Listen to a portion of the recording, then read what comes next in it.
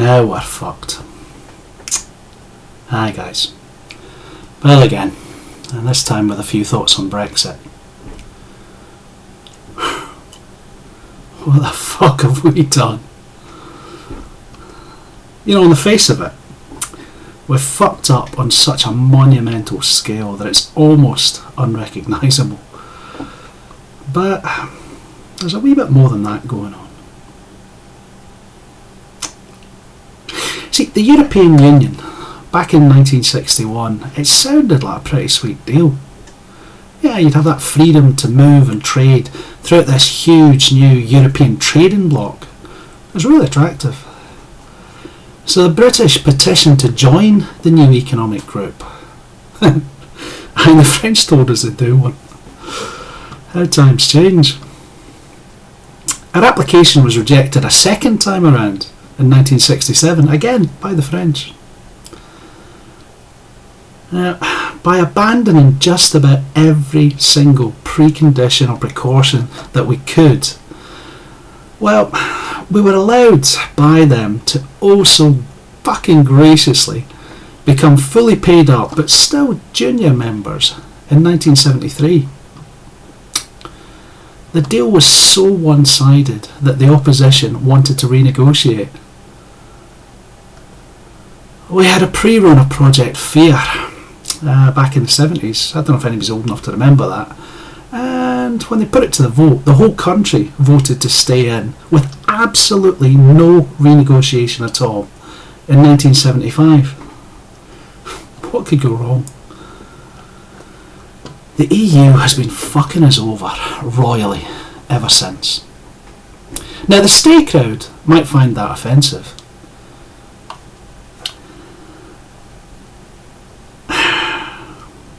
But to be honest, look, they haven't. Now this is if the pundits have got the demographics right. They haven't had to put up with the shite that the vast majority of us have had to put up with ever since we joined this bloc. Have you watched any of Thunderfoot's videos recently? Yeah, caught that only the old and uneducated want to leave type of vibe.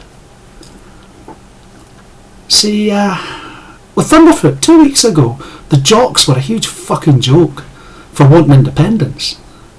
And now the same guy is holding up Jockeny's democratic rights as some sort of immutable shield against the wee ginger tinkers getting banished from the EU table against their will.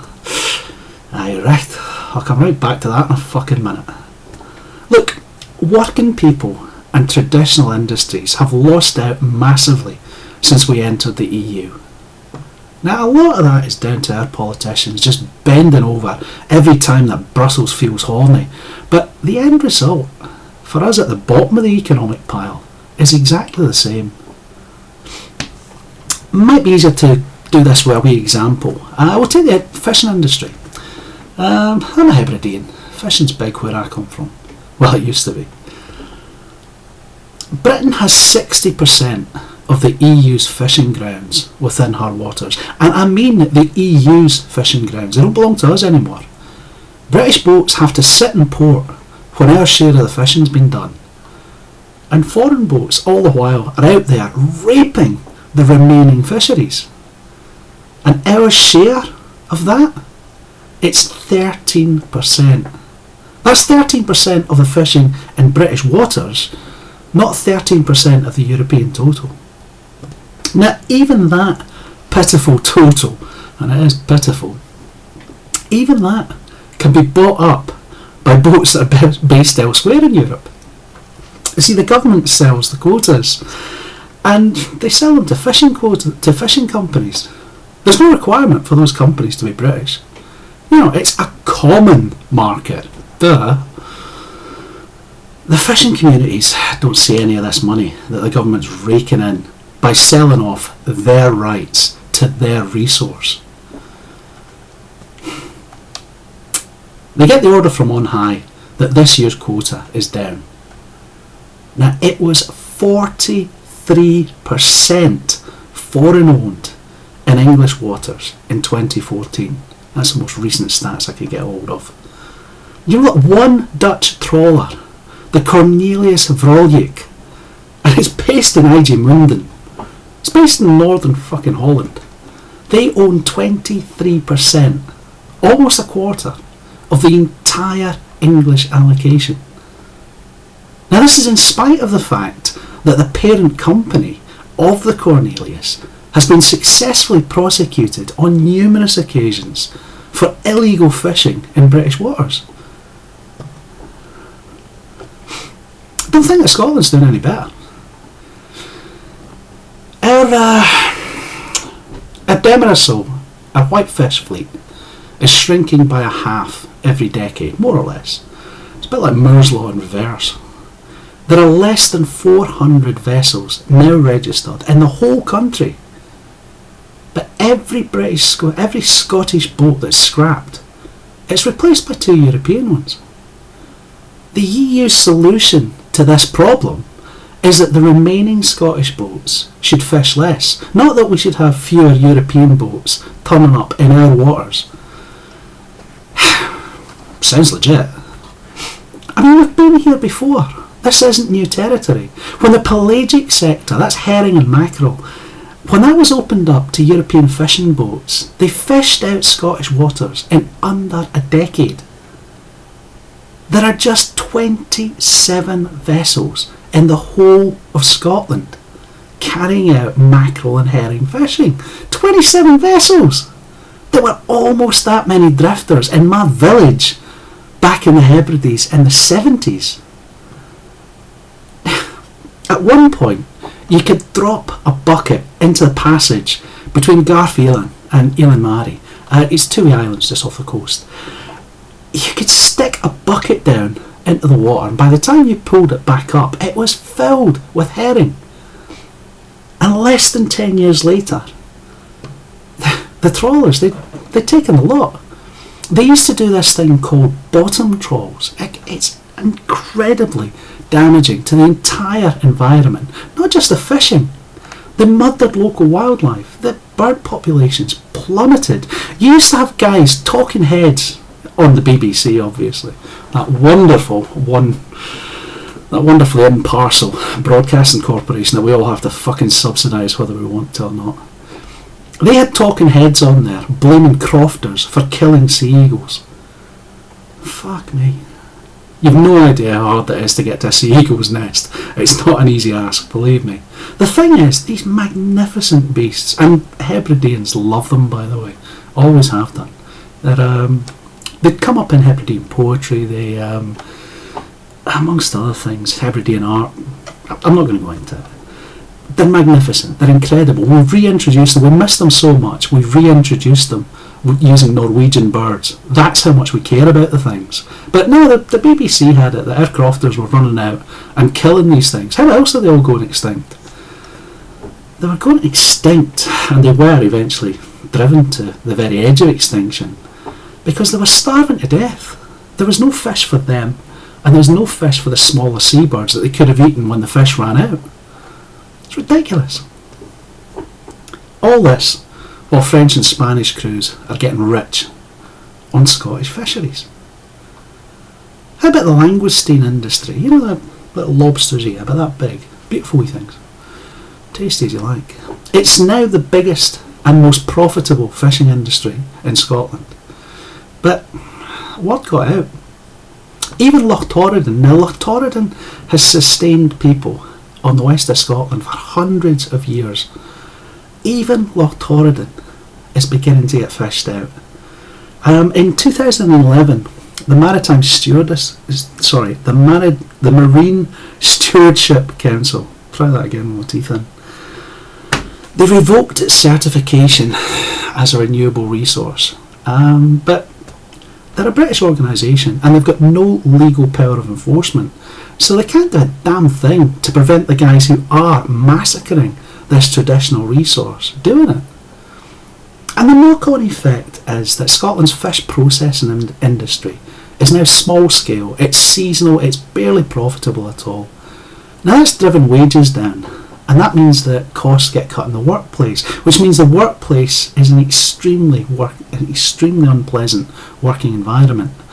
And that means that there's bugger all decent jobs in that processing industry, and that in turn means that unscrupulous cunts have taken to employing illegal immigrants to take up the few shite jobs that are still left on offer. It's a national scandal, it really is. Now, I'm sure you could go down south, you could go to the north of England, the north east maybe, find a Geordie, and you'll get exactly the same tale of woe, but about the situation on the other coast. You'll get the same tales about steel industry, about the coal workers, even British farmers. There's a shite ton of industries that could chime in with stories just like mine about the fishing industry. It's fucking hard when you're trying to make ends meet to listen to some prick in the city prattle on about how great the business opportunities in Europe are, when the common market seems to amount to us paying a shit ton of taxes to give Europeans unrestricted access to our resources and to flood our markets with subsidised goods and subsidised resource from their own countries. Now, I know it must make sense to somebody. Eastern European coal is very cheap, but it's a completely false economy if you wreck whole swathes of our industrial landscape. For what? To save a few pence off a ton of coal? Come on, people. Now, coming back to Thunderfoot and that sort of crowd's amazing turnaround on Scottish sovereignty.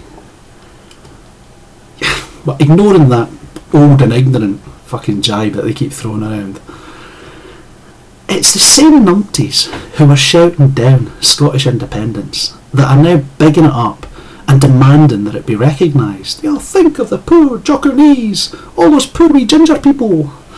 They don't want to leave. What to say? What can you say to it? Look, fuck nuts. We had that debate. The Leave crowd lost, and I was one of them. Oh dear, how sad. Never mind. Right now, our region doesn't particularly want to leave the EU. Now that sucks, but you know what? We voted to stay in the United Kingdom. Now that means that we're part of the UK. We're the only democratically elected British people on the planet. The UK, our country, our nation, has decided to do something that most of us disagree with. Well, that's going to happen. That's going to happen if you take a vote to be ruled by somebody else in a huge democracy where the largest single demographic tend to hold views that are diametrically opposed to yours on just about every single issue. That's always been the case. England and Scotland have got completely different political viewpoints. We knew that when we took the vote. It's hardly a fucking surprise. It's time to put on those big girl panties and tough it out. You know what I mean, lads and lassies? Now, for the many, many people who didn't cave in to Project Fear, I salute you. You are real women and men. You're the kind of people who made Britain great in the first place. And for the many people who voted to stay in Europe, believe me, I feel your pain. I felt in a similar situation last year with the Scottish vote. I appreciate your position, I really do. But the thing is, you took the vote the same as every other fucker did. You lost. Now, crying about it isn't going to help. Nor is demanding another vote. You're not going to get it. Cameron is too much a shite bag to invoke Article 51, but you can be as sure as 9 hells that whichever Tory replaces him is going to fucking put that down as a top priority. You also know that Jeremy Corbyn, the king of cockwombles, is going to lead Labour into their greatest defeat since 1983. And they can't even rely on the jocks to prop them up anymore. Those tartan turncoat pseudo-socialist bastards. They put their party before their country. They're as dead in Scotland as their comrades are about to become down in England. Now, we live in interesting times, people. If you're worried about your economic future outside of the UK, outside of the EU, don't be. Greenland joined the EU with Denmark in '73. They had no choice, they were part of Denmark at the time. They won limited autonomy from the Danes in 79. And as soon as the dust settled, they sacked off that European Union bollocks. They were out in 85. Think about it. The Greenlanders, all 55,847 of them, they're doing just fine. If a population not much bigger than a couple of English villages can flourish outside of the EU while still retaining the trade links with it, I think the British might just be able to make a go of things on our own. Laters, guys.